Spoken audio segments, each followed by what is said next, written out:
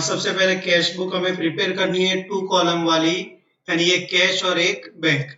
नाम हमें दिया हुआ है श्री भूपिंदर। सबसे पहले अप्रैल 2016 दिया हुआ है, तो हम डेट में लिख देते हैं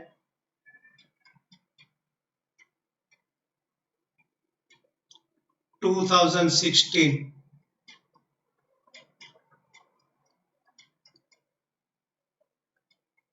और अप्रैल।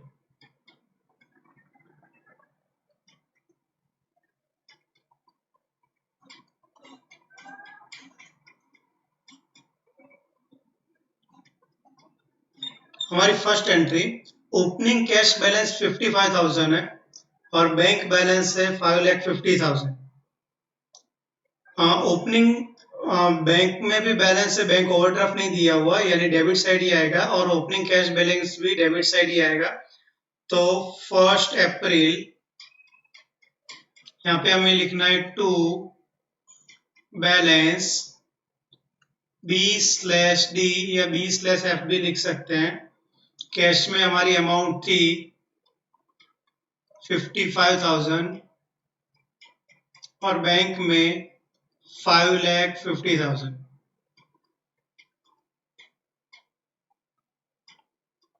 उसके बाद 3 अप्रैल को ₹5,500 is given in donation. Donation में हमने कैश दी है 5,500 की, यानी हमारे पास से कैश जा रही है। अगर कैश हमारे पास से जा रही है तो हम क्रेडिट साइड लिखेंगे, डोनेशन अकाउंट। डेट हमें दी हुई है 3 बाय डोनेशन अकाउंट। अमाउंट हमें दी हुई है कैश में 5,500।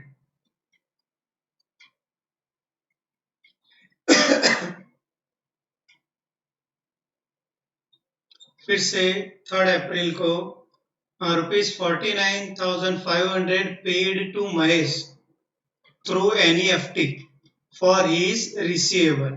NEFT charge is ₹5. Bank debited the amount. अब बैंक ने अमाउंट डेबिट की है तो हमें क्रेडिट करनी है। हमें महेश को पैसा पे करना है, हमारे पैसे से पैसा जा रहा है और NEFT के थ्रू जा रहा है, यानी बैंक में लिखेंगे। तो महेश अकाउंट आएगा सबसे पहले और NEFT चार्ज अकाउंट। तो डेट 3 बाय महेश अकाउंट 49,500 की अमाउंट है हमारी।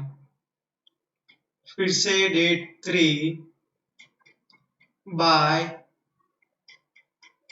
NEFT चार्ज अकाउंट, और अमाउंट हमें दी हुई है NEFT चार्ज की, जो बैंक में से हमारा पैसा कम होगा 5 रुपीज।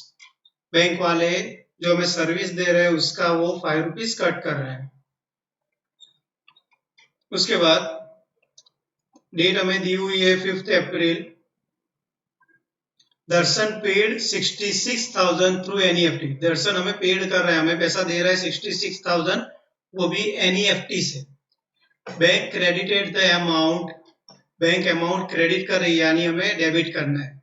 दर्शन पेड NEFT चार्जेस ₹5। अब जब हमें पैसा मिलता है ना, तब NEFT चार्ज कभी हमें नहीं लिखना है।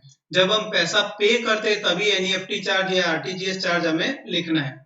तो दर्शन हमें 66,000 दे रहा है, तो हमारे पास अगर पैसा आ रहा है तो डेबिट साइड 5 अप्रैल को टू दर्शन अकाउंट, और हमारी अमाउंट है NEFT से आ रही है, यानी बैंक में लिखेंगे 66,000। NEFT चार्ज हमें यहाँ पे लिखना नहीं है, क्यों? क्योंकि पैसा जब मिल रहा है तब NEFT चार्ज हमारे अकाउंट में से नहीं कटेगा, तो सामने वाले के अकाउंट में से ही कटता है। 6 अप्रैल को rent of ₹14,300 is paid by cash. Cash में हमने रेंट पे किया है, तो हमारे पास से पैसा जा रहा है, तो क्रेडिट साइड 6 डेट को बाय रेंट अकाउंट। अमाउंट हमें दी हुई है 14,300। और डैश। उसके बाद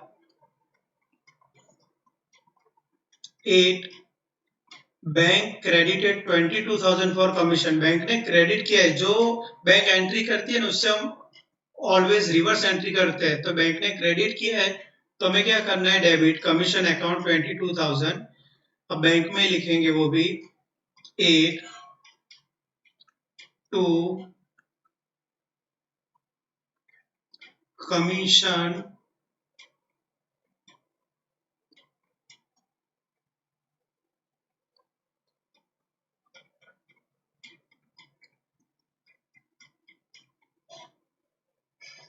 टू कमीशन अकाउंट, और अमाउंट हमें दी हुई है यहाँ पे 22,000 बैंक अकाउंट में आएगी।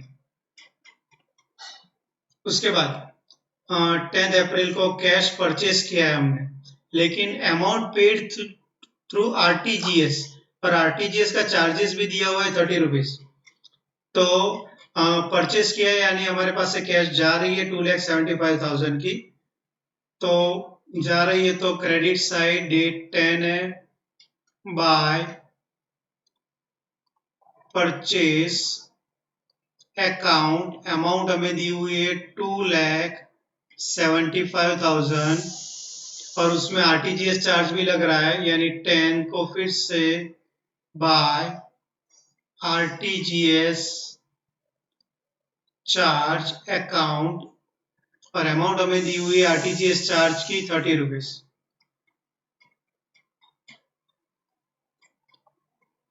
उसके बाद अप्रैल 12 कैश सेल्स दिया हुआ है 3,85,000, amount is received through RTGS, फिर से हमें आरटीजीएस से पैसा मिल रहा है यानी बैंक में आएगा, सेल्स का है 3,85,000, पैसे हमारे पास आ रहे हैं, तो डेबिट साइड लिखेंगे, डेट है 12 टू सेल्स अकाउंट, और हमारी अमाउंट है 3,85,000।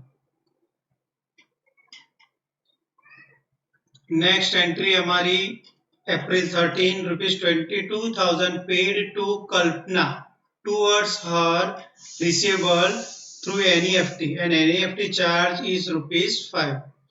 अब कल्पना को जो हमें पैसा देना था उसके लिए हम उसे 22,000 दे रहे हैं, और ₹5 एनईएफटी चार्ज भी पे कर रहे हैं। तो डेट है 13, नाम दिया हुआ है बाय कल्पना अकाउंट, अमाउंट हमें दी हुई है 22,000, और यहाँ पे भी हमें एनईएफटी चार्ज दिया हुआ है, तो बाय एनईएफटी चार्जेस अकाउंट, और अमाउंट हमें दी हुई है उसमें ₹5।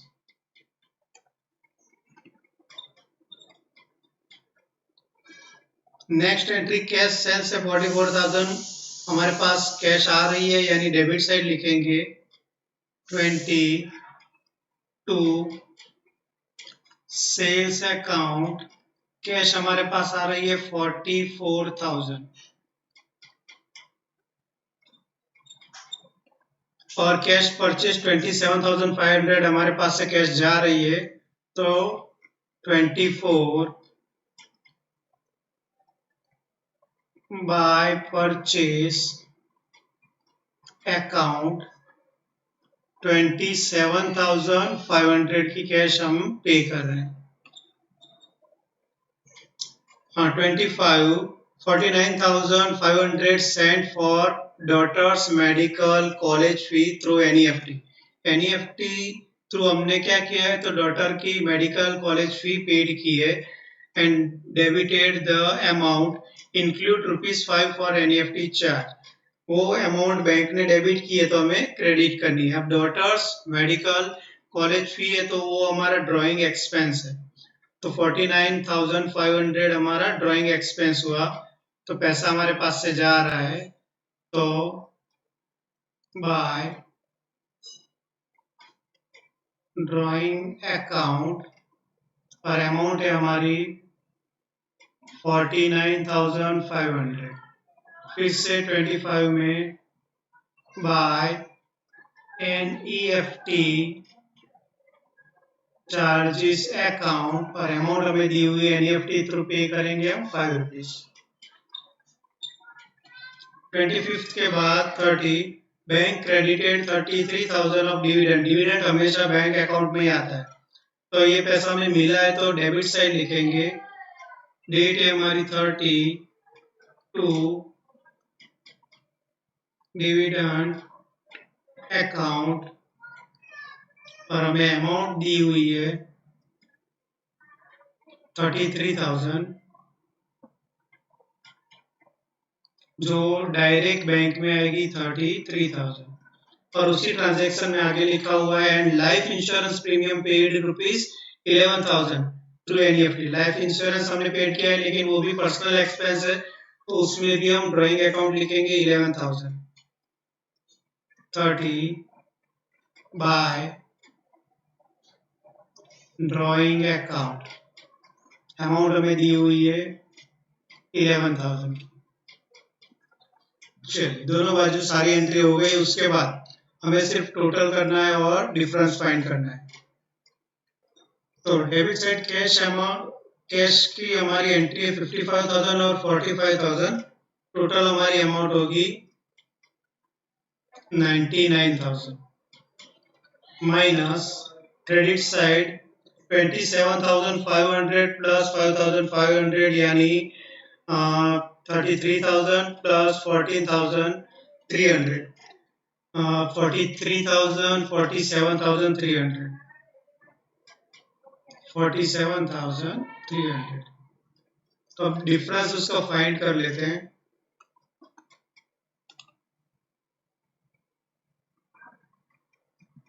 $99,000 माइनस 47,300, 51,700 डिफरेंस आ रहा है। तो डिफरेंस क्रेडिट साइड आ रहा है 51,700। टोटल हमारा था 99,000।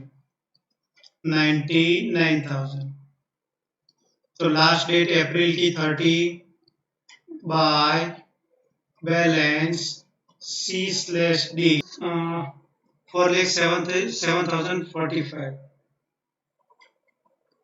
4,07,045 माइनस करने पर हमारी अमाउंट आएगी 10,56,000 माइनस 4,07,045, 6,48,955।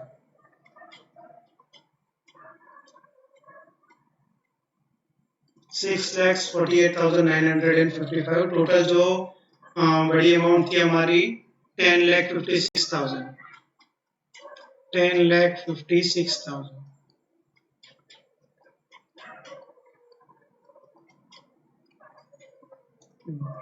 अब ये जो डिफरेंस हमारा क्लोजिंग आ रहा है उससे हम कैरी फॉरवर्ड भी कर सकते हैं नेक्स्ट ईयर के लिए, यानी यहाँ पे लिख सकते हैं 2016 में फर्स्ट टू बैलेंस B/D हमारा डिफरेंस था 51,700 और सेकंड डिफरेंस था 6,48,955 रुपीज।